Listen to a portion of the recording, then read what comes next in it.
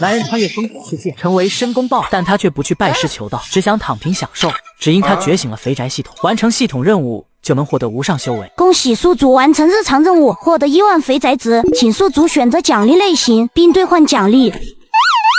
目前的主线任务是让自己修为境界提升到地仙，而且完成主线任务还有特殊奖励，不如就先兑换一些修为吧。系统，我要兑换修为。修为商城已开启，当前肥宅值1万，可兑换地仙修为。这是神马情况？难道说这个商城面板只显示我能兑换得起的东西？反正自己也不出去与人斗法，慢慢的在家宅着就是了。修为、法宝迟早都会有的。申公豹想到这里，于是二话没说，直接选择兑换地仙修为。紧接着，天地间一股恐怖的灵气直接形成了一个巨大的漩涡，向着他的体内涌入。没过多久，申公豹只感觉自己的身体变得十分燥热，丹田之中一阵炸响，无数的杂质顺着他的毛孔开始不断的向外进行排出，瞬息之间，境界就从原本的炼气化神一路晋升到地仙修为。这感觉好爽！恭喜宿主完成主线任务，成就地仙，获得特殊奖励克星人体质。克星人体质，只要晒太阳就能让自己的实力达到无穷强大。可这是洪荒世界啊，克星人体质是不是有些一般啊？宿主的无质让本系统伸展无力，克星人的体质代表了无穷，因为跟脚上限低，原主的实力最多也就到天仙境界，而克星人的体质相当于没有了跟脚限制，也就是没有了实力上限。刚穿越1天就有了地仙初期的修为，还获得了克星人血脉，已经比原著中的申公豹开局要超出了一大截。先好好的休息休息吧，等明天再开始自己的肥宅大计。与此同时，在昆仑山的天空之上，两道身影相互以极快的速度碰撞在一起，所产生的恐怖力量向着四面八方扩散而去。1个时辰之后，两道身影化作金光，分别落在了昆仑山山底。其中一人身穿道袍，披头散发，浑身沐浴着金色的霞光；另一人身穿白色道袍，头戴发髻，仙风道骨，身上沐浴着七彩霞光。二人正是12金仙里的广成子和赤金子。黄蒙见过2位师兄。弟子参见师尊，愿师尊圣寿无疆。何事？师尊，弟子刚刚在与赤金子师弟进行斗法，可是突然感觉一股恐怖的邪气沾染到了我与师弟的身上。广成子等人已经感受到了邪气，那就说明封神大劫已经越来越近了。红军老师所说的飞熊之象，到底什么时候才会出现呢？不对，广成子既然已经感受到了邪气，那就说明飞熊之象已经出现了，只是自己还没有找到这个亮劫的主角。原来如此，执掌封神榜之人拥有飞熊之象，而此人却命中注定会成为我的弟子，简直是天助我也！你二人不必惊慌，为师已经为你们谋划了脱节而出的办法。所有阐教门人弟子来与虚空一试。拥有飞熊之象的亮劫主角已经出现了，而且注定会成为我阐教门人。你等几人可以下山去寻找有缘人，收为门下弟子，为人等抵挡杀劫。弟子谨遵法旨。第一个拥有飞熊之象之人出现了，而且居然与阐教有缘吗？你在首阳山外围好好的守战，若是有阐教门人前来求援，你尽管放他进来，则灭。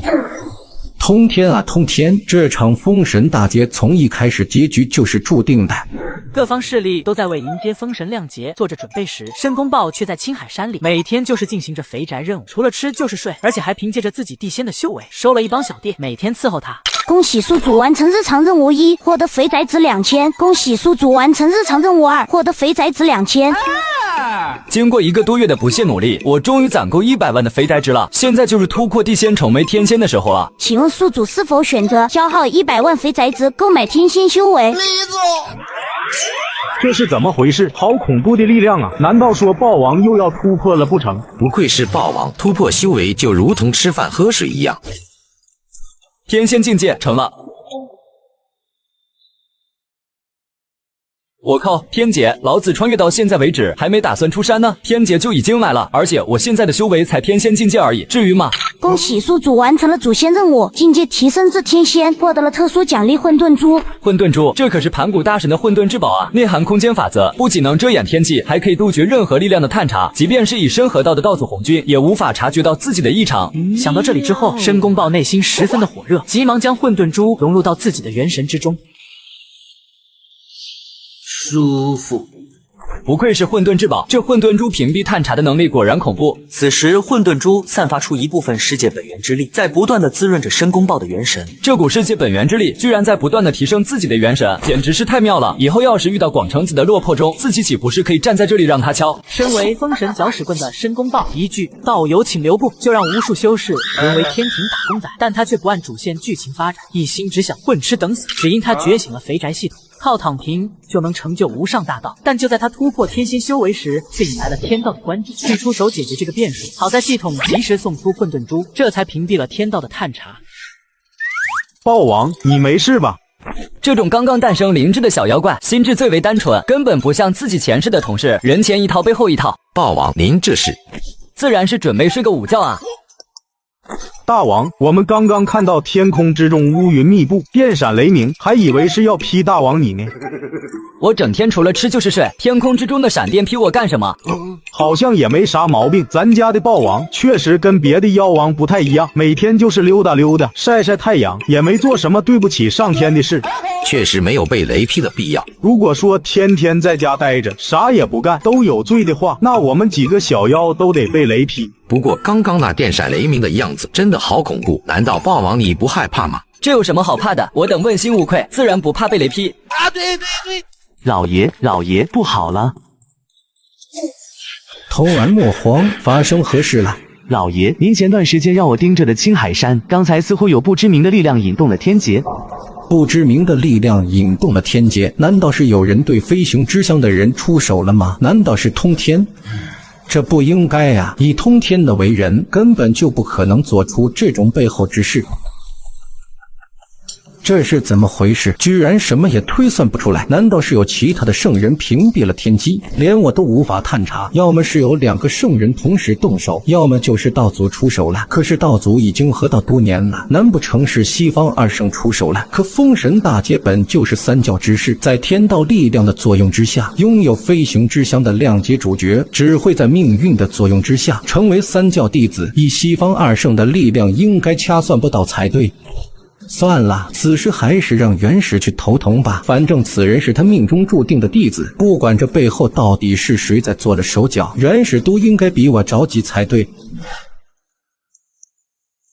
这是怎么回事？为何那飞熊之乡所在的青海山刚才出现了劫云，而且以自己的力量居然还无法探查？难道是有两个圣人同时出手屏蔽了不成？此人乃是我阐教命中注定的弟子，是谁敢逆天而为，与我阐教作对？南极，你去一趟青海山，看看那飞熊之乡的亮节主角到底发生了什么事。弟子谨遵师尊之命。随后，南极仙翁便来到了青海山，根据元始天尊的提示，找到了拥有飞熊之象的申公豹，于是便隐藏在云层之中，仔细观察着申公豹每天的一举一动。这都6、7个月过去了，他天天啥也不干，除了吃就是睡，最大的运动就是每天晒晒太阳、散散步。就这么一个废物，他真的是封神大劫的亮节主角吗？这怎么看起来跟普通的妖怪好像没啥差别呢？此时的南极仙翁对于申公豹已经没有任何的好奇心理，如果没有引导的话，这只蠢豹子这一生估计也就这样了。这种家伙也能够成为天地亮节的主角，天道是怎么选的？实在是有点想不明白。恭喜宿主完成每日任务，获得肥宅值奖励，当前肥宅值1000万。系统消耗1000万肥宅值兑换真仙境界。真仙境界也没那么难嘛，下一个境界可就是金仙了。只要能够突破到金仙，我就能长生不老了。普通的凡人求仙问道一辈子，最终的目的无非就是金仙罢了。照这个情况下去，自己只要在家宅个成百上千年，岂不是可以直接打穿洪荒大陆了？恭喜宿主完成主线任务，达到真仙境界，获得特殊奖励本命神通真视之眼。连法则、气运、道运这种东西都能轻松的看穿，到时候自己与其他人进行斗法，岂不是可以直接看破对方的弱点？这神通简直是太强悍了。身为12金仙之一的南极仙翁，竟然监视一只豹子精数年之久。可这只豹子精每天除了吃就是睡，完全看不出它就是封神亮节的重要人物之一申公豹。而申公豹在获得了真实之眼之后，也终于发现了这个一直在暗中观察自己的人。那里好像藏着一个人，而且还是个大脑门，对方这是在监视自己。大脑门儿，难道对方是？奇怪，这懒豹子居然在盯着我一直看，什么情况？难道对方发现我了？南极仙翁下意识地观察了一下，发现申公豹居然在看自己，而且注意力还挺集中的，这让南极仙翁内心有点慌张。难不成对方真的发现我了？不应该吧，我的实力都已经是大罗金仙巅峰了，对方不过是个得仙初期的小妖怪罢了。以自己的实力修为，就算是老牌的大罗金仙，在自己隐藏的情况下，也不一定能够发现自己才对。这只懒豹子不过是地仙初期罢了，怎么可能发现自己呢？南极仙翁内心还是有些不放心，便急忙运转法力监听下方申公豹的动态。不出意外的话，肯定是奉了元始天尊的命令来这里监视自己的。看来在自己穿越之前，或者是得到混沌珠之前，对方就已经注意到自己了。卧槽，自己刚刚的表现好像太过于刻意了。在获得真实之眼之前，申公豹根本不知道有人在暗中观察自己，所以在看到南极仙翁的时候，盯着对方看了一段时间，从而导致被对方发现了端倪。看南极仙翁现在这样子，估计要准备重点监视自己了，得想个办法瞒过去才行。自己在家宅得好好的，可不想卷入所谓的封神大劫。而且若是让元始天尊知道自己还没有拜师，就已经拥有真仙境界，指不准到时候会发生什么事呢？这朵云彩长得有点像烤鸡啊，看得我都有点流口水了。既然这样，那不如今天中午的午饭就吃烤鸡好了。合着他盯着我看了半天，就是因为我脚下的这朵云长得像烤鸡。可这朵云长得也不像烤鸡呀，难道它是装的？可是不应该呀，贫道可是大罗金仙巅峰级别的修为，怎么可能被一个懒蛋豹子给发现？我这就去找几个小弟，让他们帮我抓几只山鸡来。今天中午我要吃3只。果然是个懒蛋，一天天除了吃就是睡，就这样一个懒货，居然会在天道的大事之下拜入自己的师尊门下。看来需要什么事件刺激一下，他才会向往长生和修仙。就这样过去了11年的时光，在南极仙翁的监视之下，申公豹除了吃饭、睡觉、散步，从来没有干过多余的事情。只不过他不知道的是，申公豹所做的这一切都是为了积攒肥宅值，用来提升自己的境界。终于可以兑换金仙修为了，系统帮我兑换金仙修为。没想到突破修为是这么简单的事情。此时只见申公豹的头顶出现了一朵金花，正是3花里的金花。青海山的上空也随之出现一股恐怖的吸力，无数的天地灵气向着申公豹的方向疯狂汇聚。紧接着，一个巨大的花朵出现在了山巅之处。感受到这股动静之后，申公豹急忙使用混沌珠，将这股异象也收到了混沌世界。虽然混沌珠可以屏蔽自身的探查和异象，但是一旦超出自己一段距离之后，就无法进行屏蔽了。刚刚是不是出现了什么东西？由于申公豹天天啥也不干，除了吃就是睡，这也就导致盯着申公豹的南极仙翁注意力也越来越不集中了。真是奇了个怪了！贫道若是没有感觉错的话，刚才似乎出现了一抹金光，难道是贫道眼花了不成？这不应该啊！可刚刚那股力量太像突破境界时造成的动静了，但那只废物豹既没师承引导，也没根基天赋，怎么看也不像是它能造成的动静。看来是我真的眼花了。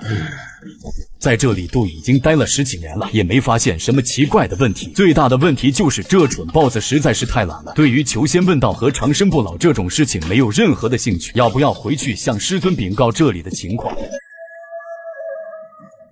算了，再观察他一段时间吧，不管有没有问题，1个月之后再回去向师尊进行禀告。想到这里，南极仙翁再次低头看了看下方的申公豹，发现对方正在带着一众小妖怪进行烧烤。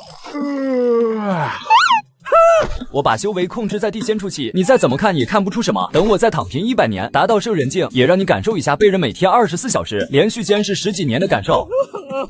时间很快又过去了1个月，南极仙翁深深地叹了一口气。这家伙身为天地主角，按说应该对于求仙问道这种事情非常向往才对，可这懒豹子怎么天天除了吃就是睡呢？难道说这个家伙根本就不是亮节主角？我压根就没找对。不对呀，他确实是有飞熊之相，我没找错。可这到底是个什么情况？算了算了，不想这么多，还是回昆仑山向师尊报告这里的情况吧。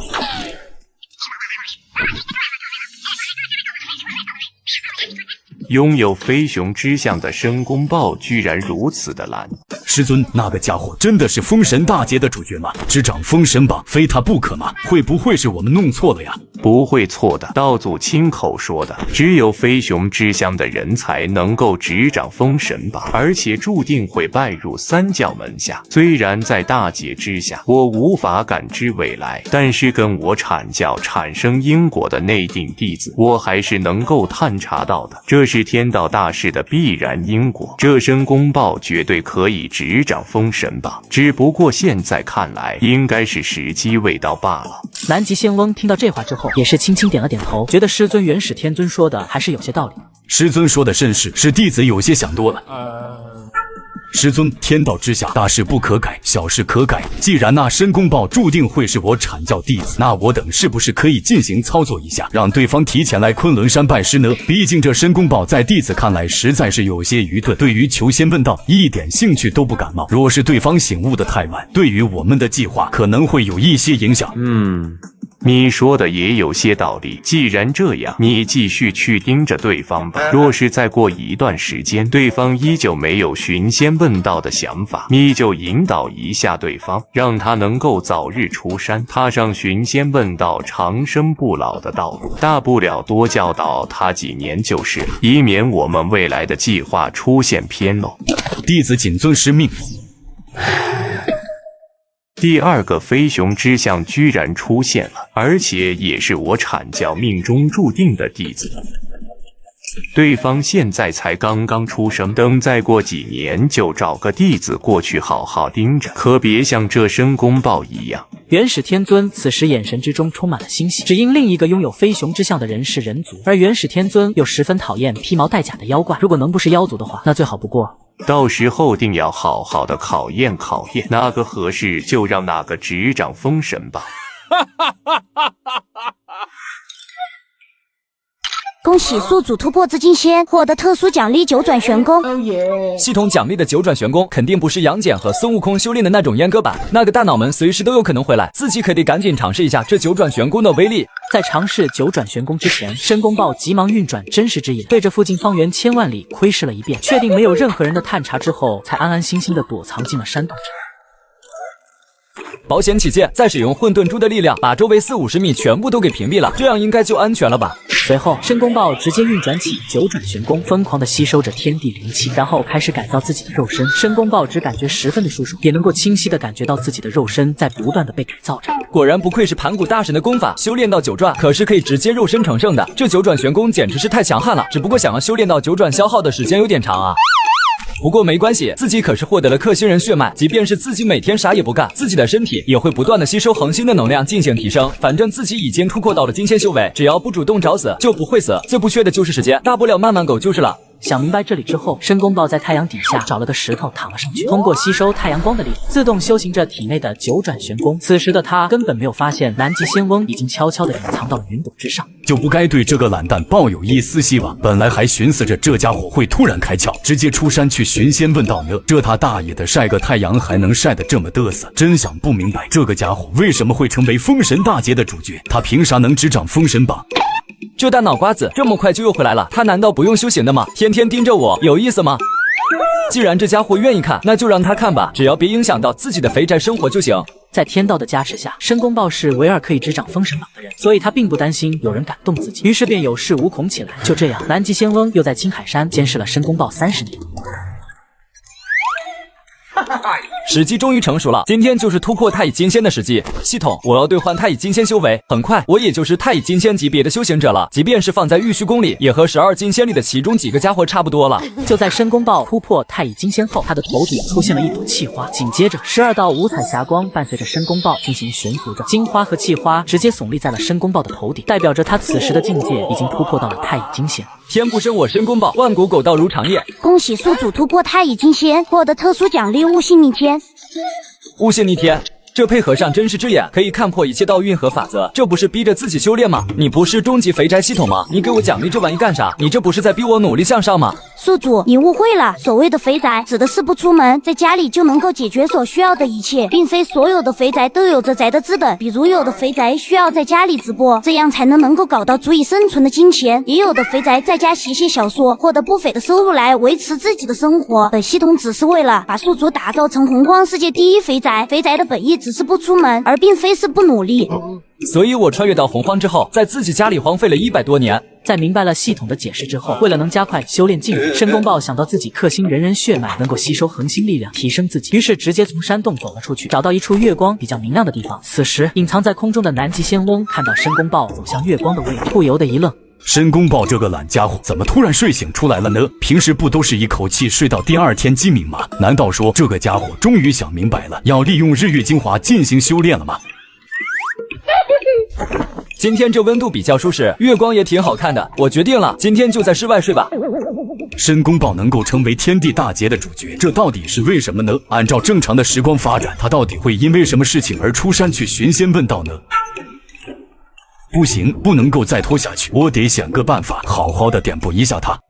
第2天一早，申公豹悠闲地从梦中醒来，下意识地使用真视之眼环顾了一下四周。南极仙翁那个大脑门呢？难道去向元始天尊禀告了？管他呢，反正他就算在这儿，我天天的生活也是那样，丝毫影响不了我。豹王，您今天怎么不在山洞里睡觉呢？我可是找你找了很久。这是发生什么事儿了？别急，慢慢说。我们刚刚去找吃的，被水里的海妖给袭击了。我们的一个狐妖兄弟当场就被打成重伤了，现在马上就要死了。死之前想见一见豹王你，快带我过去看看。怎么会伤成这个样子？这个家伙竟然是大脑门假扮的，难不成想要套路我？豹王，现如今我身受重伤，恐怕以后再也没有办法伺候大王了。没事，你不用愧疚，就算你没了，我也还有这么多兄弟呢，不担心没人伺候我。豹王说的好有道理，只不过我马上就要死了，有一件事在死之前我不吐不快啊。有什么事你就赶紧说吧，大家都挺急的。临死之前，我才发现所有的生灵最终的结果都是死亡。但是在这世界上，有着无数的修行者大神通，他们却拥有着无穷无尽的寿命，这是何其的不公平！我们努力生存这么多年，最终只能变成一捧黄土，而那些人却可以长生不老。让他感受死亡的威胁，再告诉他强大修行者能长生不老的不公平，肯定能够引起他求仙问道的心理，这还不拿捏他？行，我知道了，你可以别说话了，好好享受最后的时光吧。道王，难道说你对于长生不老一点都不心动吗？心动？为什么要心动啊？难道是我说的不够清楚吗？长生不老这种事是个生灵都会心动的呀，你咋就毫无波动呢？豹王，你的天赋跟我们不一样，我们认识到你的时候，你就已经是异仙了。若是能够有名师教导的话，不必跟我们一样，最终结果变成一捧黄土。道王，你仅只是自己摸索修炼就能够达到地仙境界，若是有名师教导的话，您未来会有更高的成就。自己展示的修为是地仙初期，是专门用来糊弄南极仙翁的，可从来没有跟这些小妖说过，而且这些小妖连仙都不是，怎么可能看透自己的修为呢？这戏演的简直是漏洞百出啊！你怎么能这么想呢？我只是一个十分平凡的豹子精，跟你们没啥区别，最终的结果也是一捧黄土。可是，难道您就不向往长生不老吗？长生不老又有什么用呢？难道活得越长就越高兴吗？说不定活得越长，遇到的糟心事越多呢。与其长生不老，倒不如知足常乐，现在高兴了就行，以后的事以后再说。怎么，我说的不够明白？这样吧，我问问你，你为什么会突然想要长生不老呢？自然是为了拥有强大的实力，可以长生不死。那等你长生不死了，又想要追求什么呢？拥有无尽的寿命之后，就可以拥有无限的逍遥自在，到时候想干什么就干什么。那这一切不就又都绕回来了吗？如果说追求长生的目的是为了逍遥自在，想干什么就干什么，我现在就已经达到了呀！我天天除了吃就是睡，除了玩就是乐，现在过得就很逍遥，很自在，为什么非得去追求长生不死呢？他说的好有道理，似乎长生不老也没啥好的。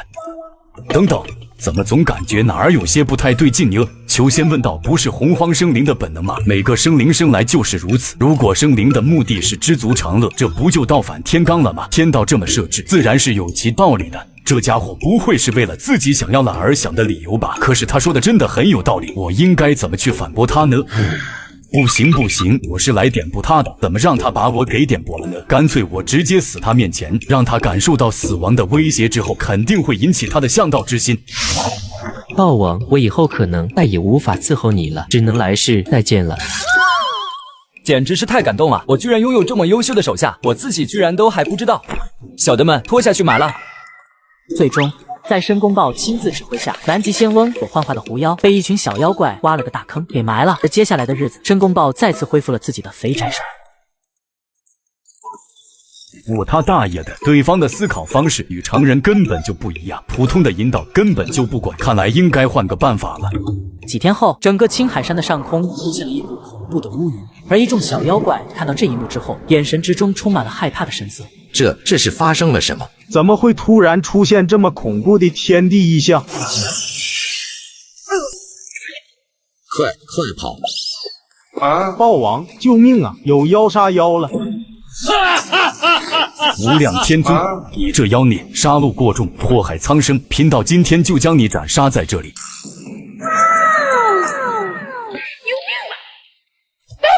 今天就让这只懒豹子看看求仙问道之后所获得的实力，我就不相信看到这种场景之后，他还能不心动。大胆妖孽，我一眼就看出你不是人！打回天喽，打回天喽！南极仙翁这个大脑门，还有他所想象出来的这个剧本，是不是有点儿？黑手厉害啊！道长，灭掉这只鹿妖。道长，干掉这只妖怪，替我们死去的兄弟们报仇。平时的日子除了吃就是睡，这个时代也没什么娱乐项目，能够看到这么好的戏剧表演，当真是不错。他那是个什么表情？怎么有一种人类社会看表演的意思呢？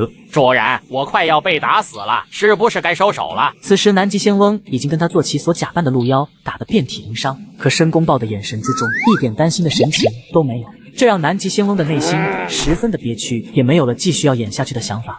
他大爷的，怎么一点反应都没有？干脆来个绚丽的大招，让他见识见识求仙问道之后的强大实力。这他妈的什么情况？你叫我来靠撕破类，没说要打死我啊！真的好厉害呀！这就是修行者的实力吗？居然可以召唤雷电！就是，这个道士长得那么丑，没想到他的招式居然这么好看。我已经表现出了修行者的强大实力，而且还间接的救了这些人的性命，就不相信申公豹能够不动心。这就打完了，我还没看够呢，我还以为怎么着也得打上个好几天呢。就这不有手就行吗？我上我也行啊！南极仙翁为引导申公豹一心向道，和白鹿精假戏真做，将自己打成重伤。可看到申公豹满不在乎的态度后，一时间竟有些不知所措。我为了表演效果的真实，可全都是实打实的真伤啊！这家伙怎么就不关心我的伤势，只关注打斗过程呢？你们能不能把你们的妖王给请来？我有话想要跟他说。道王，那个道士他现在身受重伤，马上就要死了，临死前想要见见你。豹王，看在他保护了我们这么多妖的份上，您就去见一下吧。明明是我保护了你们这么多人，为什么现在感觉是我在跪舔申公豹呢？算了，只要申公豹能走出大山去寻仙问道，这一切都是值得的。行吧，看在他保护了我们这么多生灵的份上，我就去见见他好了。我可是拯救了他们所有人的大英雄啊！他为啥没有一点崇拜的表情，只有3分不屑和10分的漫不经心？你南极仙翁为了演个戏，让你的坐骑吃了我7、8个手底下的小妖，想让我感激你？吔屎啊你！虽然申公豹能看透南极仙翁的套路，但是在一众小妖眼里，南极仙翁的人设可是一个降妖伏魔、救人危难的大英雄，所以表面上还是装出一脸的诚恳。这位道长，感谢你拯救了我青海山上上下下所有的生命，不知你有什么话想跟我说呢？这特喵的，我以为我演的就已经够好了，这只蠢豹子的演技咋比我还强呢？豹王，我刚才和那只妖王战斗，身受重伤，恐怕命不久矣了。道长，什么都不要说了，等你死了之后，我会给你厚葬的。什么叫做等你死了之后，我会给你厚葬的？算了，当务之急是引导申公豹。多谢豹王，贫道有一句话想要对豹王说。都已经伤成这个样子了，还说什么说？快别说了，再说就真的断气了。可是贫道若是不说的话，就没机会说出口了。道长乃是得道高人，我只不过是个野生的妖怪，压根儿也不是一路人，你就算告诉我又有什么用呢？这句话我必须要跟你讲，谁告诉你妖怪跟道士就不是一路人了？很多道士的本体不也都是妖怪吗？所以道长，你的意思是你是只妖怪？贫道只是跟你举个例子罢了。有一句话必须要跟你说。从我第一眼看到豹王的时候，我就看出了豹王拥有着极其优秀的修炼天赋。贫道现在已经到了油尽灯枯之时，而贫道一生的传承都留在了昆仑山，不知道豹王愿不愿意接受我的传承呢？不，道长，你肯定是看错了，我只是一个后天豹子精罢了，能够修炼到地仙就已经不错了，怎么可能有优秀的修炼天赋呢？你特喵的也知道自己修炼天赋不行啊，那你还不赶紧出山求仙问道，找个好老师？道长，你看我做什么？难道我说的不对吗？豹王和其他野生的精怪自然不同，虽然您看起来比较平凡，但是您的体内拥有着上古妖圣的血脉，绝对是上好的修行者天赋。没想到这南极仙翁这么不要脸，连这种话都说出来了。要不是我知道原本申公豹的资质，我差点就信了。道长，你肯定是看错了，我自己是个什么资质，我自己难道还能不知道吗？贫道所说的话句句为实，豹王虽然看起来比较平凡，但未来绝对是影响天的发展之人，而且贫道乃修道之人，自然能够看到一些豹王所看不到的地方，其中就包括命运。申公豹和南极仙翁再次展开了赌辩论，可无论南极仙翁说什么话，申公豹永远都说我不配啊！就这样，两人僵持了一刻钟。虎兄，这是个什么情况？咱家豹王这么厉害的吗？就是啊，为啥这个老道士一直在夸咱家豹王的马屁啊？虽然说豹王的实力比咱们要强上很多，但要说呢，能够影响天地格局，这是不是有点太假了？豹王难道就这么不相信贫道吗？道长，要不你看这样咋样？你现在对着天道发一个毒誓，你保证我将来一定能够长生不老，不然的话就被雷劈死。这样的话，我就相信你。特喵的，天道毒誓是能乱发的吗？凭你的资质，最多也就是个真仙修为，想要长生不死，你得突破到金仙才行。豹王，我现在马上就死了，就算发个天道誓言，现在也没什么用了，我人都没了。而且贫道有一个办法可以证明你有着极其优秀的血脉天赋。你的办法还是不要说了，你是一个拥有神通的高人，你随便弄点幻术忽悠我，我就能被你骗了，我也分辨不出真假。豹王，您真的就不想长生不老、逍遥自在吗？不想，看来只能用出最后的招数。贫道大限将至，死前只有一个遗愿，那就是希望我的传承有人能够继承。豹王，要不咱就给他个机会吧，他还挺可怜的。是啊，豹王，要不咱就试试吧，试试反正也不亏。你们才可怜呢，你们全家都可怜，一群杂鱼，迟早老死病死。道长，你无非就是想让我修仙问道，接受你的传承，对吧？不错，就因为我天资聪慧。是的，你天资聪慧，血脉不凡，何该成为修道之人？就因为我天资聪慧，血脉不凡，就必须得修道。这样吧，道长，我问你一个问题，你来回答我，请你告诉我求仙问道的最终目标是什么，或者说最终目的是什么？怎么又是这个问题？道长，请你告诉我求仙问道的最终目标是什么？自然是获得强大的实力，斩妖除魔，匡扶天下为己任。你以为你换了回答，我就没办法反驳你了吗？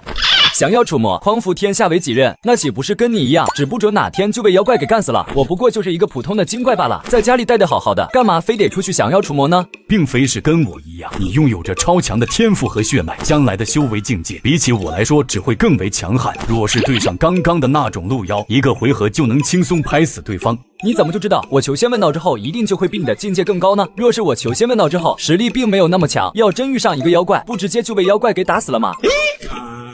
可你若求仙问道的话，遇到一个邪恶的妖怪还有机会打赢，如果不去求仙问道的话，那可就直接被打死了。这不就接了吗？求不求仙都有可能会死，那我为啥要求仙呢？好好在家享受生活不行吗？你为啥就非得想着自己会被别人给打死呢？因为你就是一个现成的例子呀。豹王，你好好理一下，若是您出去修行的话，万一遇到强大的敌人，还有机会反抗一下。您若依旧在家享受生活，迟早有一天会被人给打死的，要么等死，要么反抗，是个正常生灵都知道该怎么选的。道长，你似乎想的有些不太对吧？如果我只是一个普普通通的精怪，那些杀人如麻的妖怪为什么会盯上我呢？就像刚才的路妖一样，从始至终都没有注意到我。毕竟天地之间像我这种平凡的精怪实在是太多了，反倒是修炼有成、实力强大之后，更容易被邪恶的妖怪给盯上吧。为什么这只懒蛋豹子精，它的思维方式总是这么的奇怪呢？最重要的是，说的还非常的有理有据，我都不知道该找什么借口来反驳它。豹王，方才我与妖怪之间的战斗，那种呼风唤雨、移山填海的能力，您就一点也不羡慕吗？贫道现在已经油尽灯枯了，趁我现在还有一口气，可以把我修炼的功法传授给你。道长，我实在是对于求仙问道不感兴趣，你就放心的去吧，到时候我会把你给埋了的，不会让你暴尸荒野的。毕竟怎么说，你也算是救了我们这么多妖怪的救命恩人。我可是接受过现代唯物主义思想熏陶的人，还想忽悠我？小的们，拖下去买了。在跟申公豹的2次交锋之后，南极仙翁觉得自己的道心紊乱，开始思考起求仙问道的真谛。为什么申公豹这个家伙说的话很有道理呢？长生不死就一定快乐，一定逍遥吗？貌似我所遇到的烦心事也变得更多了吧？越是思索这个问题，南极仙翁越觉得自己好像是有了心魔一样。不行，我不能再顺着这个想法想下去了，再想下去就要出现心魔了。接下来的日子，申公豹再一次恢复了肥宅生活，而修为也从太乙金仙初期提升到了太乙金仙中期，真实之眼也提升到可以轻松洞察到万里之外的。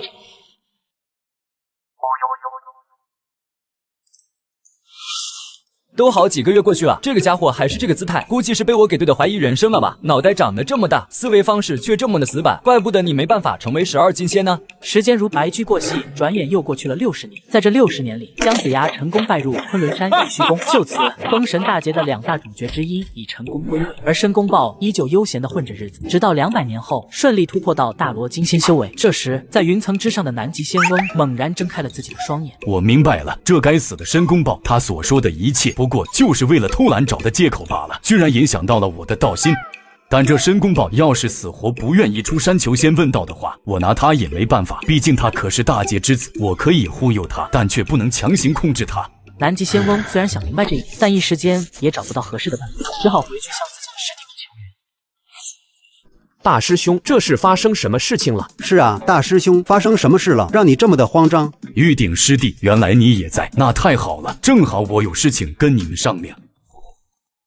大师兄，你在开什么玩笑？有什么事情你自己做主就行了，干嘛还需要跟我们商量呢？是啊，大师兄，现如今封神还没有正式开启，有什么事情是你解决不了的呢？难道是遇到了强大的对手？按说也不应该吧，即便是我们打不过，我们只要报出师尊的名号，也没人会对我们出手吧。南极仙翁引导申公豹出山拜师，却险些的影响道心。只因申公豹的理想是成为一条咸鱼，每天混吃等死。无奈的他只好找到自己的师弟太乙真人和玉鼎真人求助。并非是2位师弟所想象的那样，这件事情关乎到亮劫的主角，也就是拥有飞熊之乡的申公豹。由于对方注定是昆仑山门人，但是却迟迟不肯出山拜师，师尊便让我刻意引导一下对方。可是200多年过去了，我却丝毫没有进展。亮劫主角申公豹。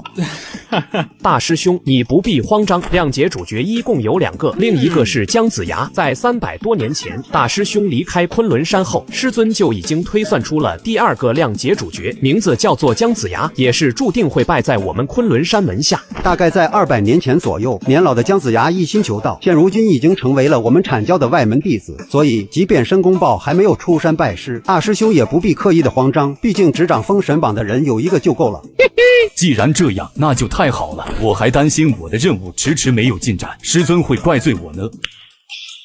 只不过申公豹的事情拖了这么久，我还想请2位师弟帮我拿主意，应该怎么样才能让他出山去求仙问道呢？大师兄说的是，由于姜子牙是人族，而申公豹是妖族，咱们师尊一向不喜欢披毛戴甲之辈，所以一开始的时候已经暗定了让姜子牙执掌封神榜。但是姜子牙已经来昆仑山拜师差不多200年了，他的修炼天赋实在是太差了，到现在为止也不过是炼金化气修为，连仙人都算不上，估计再过个几百年，弄不好会直接老死。所以让申公豹去昆仑山拜师，还是需要提上日程的。即便是已经有了一个姜子牙了，但是我们也需要申公豹，最终由谁来执掌封神榜，还是需要由师尊来下决定。大师兄，你把那申公豹的详细情报跟我们说说，我们来帮你出主意。听到这话之后，南极仙翁把自己监视申公豹这300多年的时间所发生的事情从始至终讲给了2人听。而即便是善于算计的太乙真人和玉鼎真人，听到这话之后，脸色也是有些难看。这申公豹当真是如此懒淡，不过这申公豹的思维方式还挺独特的，简直就是与其他的生灵格格不入。不得不说，这申公豹的说法还是挺有理有据的，真是太有意思了。求仙问道的目的是为了逍遥自在，既然已经逍遥自在了，为何还要求仙问道？大师兄，这件事确实挺难办的。如果他死活不愿意去寻仙问道的话，我们也没有办法强行控制他。毕竟这个家伙也是谅解主角，在谅解结束之前，身上拥有着浓郁的气运，只能引导，不能控制。不过大师兄，你能够跟这种懒蛋玩意儿交流这么久，确实是为难你了。现如今，我们应该想个办法，到底怎么样才能够让这个申公豹去求仙问道呢？按照大师兄的情报，这个申公豹在没有名师教导的情况下，都已经能修炼到地仙，那他的修炼天赋绝对是远超姜子牙，说不定他才是真正适合执掌封神榜的人选。不错，说不定申公豹才是适合执掌封神榜的人选，我们得思索一下，找个办法来引导一下他。